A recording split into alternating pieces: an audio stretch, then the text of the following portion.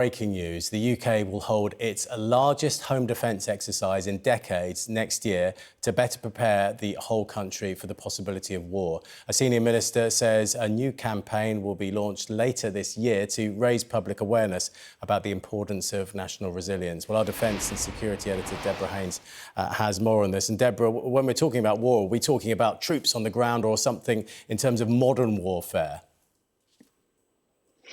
Well, I mean, this is something that has been planned and talked about behind the scenes for a lot of months now. So I think for people that have been involved in home defence planning and national resilience, it really is a big moment.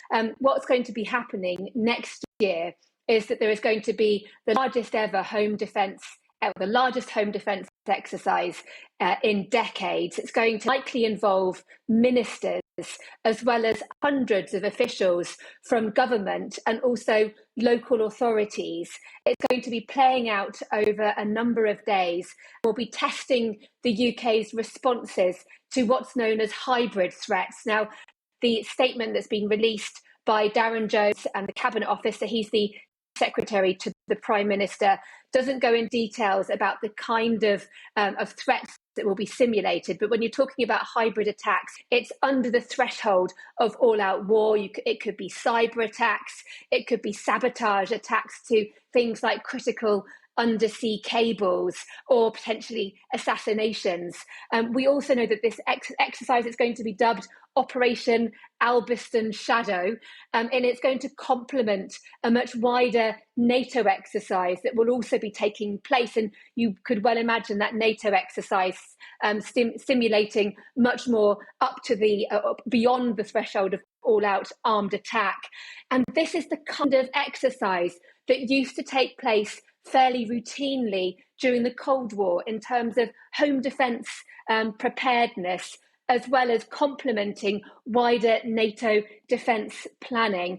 And Darren Jones says that there used to be a suite of plans that the UK had called the Government War Book, and it was the blueprint to transition the whole of society from, yes, the armed forces, the emergency services, government, but all the way through to business, schools, hospitals, charities, industry, everybody, that transition from peace to war. And we're told today, confirmation to what Sky News and others have been reporting for a long time now, that the government is working on updating these war books. And there is also going to be, later this year, a new campaign, a public campaign to raise awareness about the importance of national resilience. And this is obviously, it's not all about war and devastation in terms of man-made devastation, but also things like drought,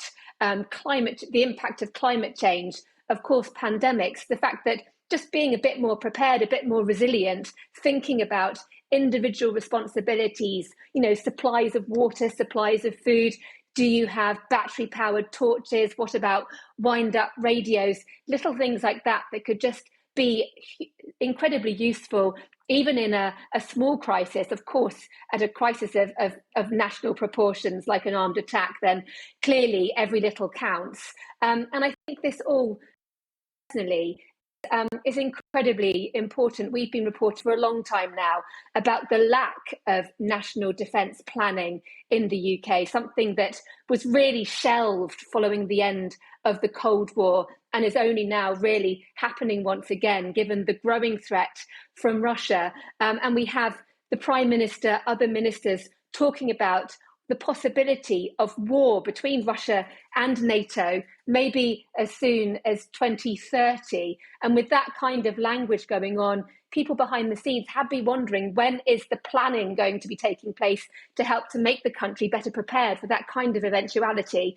And it seems as though that's what's being announced today. And just one other thing while we're talking, this announcement by Darren Jones also is part of an annual update to what's known as the National Risk Register, which is it's a really interesting document if you haven't read it before, and it lists the various risks to the UK from all-out war all the way down to sort of lights going out in because of a power cut, and it adds some new risks this year, including threats to the democratic process. Something that we've heard allegations that Russia is trying to undermine our country by targeting our politics and our democracy, and also the threat that is posed by artificial intelligence and how that could really accelerate the threat. For example, data infrastructure, water infrastructure, and according to this update as well, police systems. So all a sign of the evolving nature of warfare threats that this country faces.